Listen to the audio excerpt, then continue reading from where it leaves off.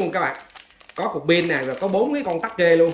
Cái remote rất là xịn sò ha, nhiều led, rất là nhiều led nè, để ở trên nóc nhà đó, tầng 2 tầng 3 tầng 4 đó. Giờ tắt là các bạn thấy à, tắt ở trong khi những lúc trời mưa đó. Rồi xin chào tất cả các bạn, hôm nay mình sẽ review cho các bạn này ha. Mình mới mua một cái đèn năng lượng mặt trời cực kỳ đã luôn, mà ha cái loại này á người ta bảo hành tới 1 năm luôn các bạn, 1 năm luôn. Nhưng mà người ta xài, có người xài tới 2-3 năm mua không sao hết. Bây giờ mình sẽ lấy ra coi như thế nào ha. Đây là đèn năng lượng mặt trời, cái này để 60W này các bạn, để 60W, năng lượng mặt trời 60W. Bây giờ mình xem coi ở bên trong có gì nha. Wow, có mấy cây người ta làm đúng là kỹ luôn các bạn, có cục pin nè, rồi có 4 cái con tắc kê luôn. Cái này rồi các bạn thấy nè, người ta rất là kỹ không, cho 4 con tắc kê sắt luôn, một cục pin và mấy con ốc luôn ha. Rồi thêm một cái gì, cái remote nữa nè các bạn. Đây cái remote rất là xịn sò ha, đẹp cứng cáp. Rồi tiếp tục nha, mở cái này ra coi. Đó, cái này là một cái bóng đèn 60W nha các bạn. Ở trong đây nó có rất là nhiều led, rất là nhiều led nè. 1 2 3 4 5 6 7 8 9 10 11 hàng led nha. Mỗi hàng led là 2 4 6 8 10, 2 4 6 8 10 11 con led. 11 con led, mà 11 hàng led là 100 con led nha các bạn, 100 con led SMD chip Samsung. Quá trời đã, tuyệt vời ha. Cái mặt kiến không nhìn cũng rất đẹp nè. Đó thì cái này để coi nó làm chống mưa không nha, chống nước không nha. Cái này nếu mà các bạn mà muốn gắn ở ngoài trời ha, gắn ở ngoài trời để coi coi. Cái chỗ này là cũng chống nước được nha các bạn ha, chống nước được. Nhưng mà nếu các bạn chắc ăn thì các bạn cứ xịt một miếng silicon ở đây là ok nhất, không sao hết. Nếu mà muốn xài lâu về bền về ngon lành á. Rồi mấy cái chui này là các bạn xịt silicon là ok, theo cái kinh nghiệm của mình nha. Chứ lâu ngày á người ta để á, là cũng chống nước chống này kia nọ, nhưng mà lâu ngày á các bạn thấy người xài cái keo á nó bị khô á là nước nó cũng sẽ vô thôi. Nhưng mà tốt nhất á là các bạn gắn làm sao á, để coi cái này là cái gì đây nè, tấm pin ha, tấm pin này các bạn, tấm pin đây. Ôi quá trời tấm pin bự to đùng luôn.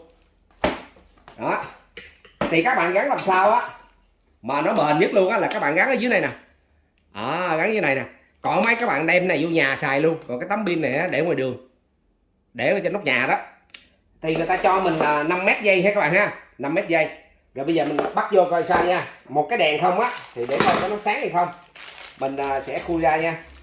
Rồi đây là cái cục pin này các bạn sẽ cắm vào đây ha.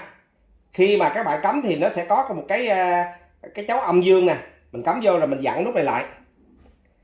Đó, dặn nút này lại. Rồi như vậy thì các bạn thấy là nó sẽ kín nước, nhưng mà tốt nhất thì các bạn lấy băng keo bắt bạn quăng lại nha.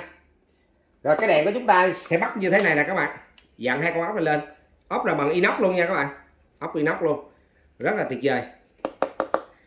Rồi bây giờ mình sẽ thử cho các bạn nha. Đây bóp nè, nè các bạn thấy nè, nó có cây chó, nó có gồm 1 tầng 2 tầng 3 tầng 4 tầng ha. 4 cái tầng này nè là sẽ chiếu xa cho các bạn luôn, và tỏ vừa xa và vừa tỏ luôn ha. Rồi mình tắt đèn nha các bạn. Đó, tắt đèn ra. Bây giờ sẽ bấm cái remote lên coi coi này nó sáng sao đây nè. Đâu remote đâu tiêu rồi.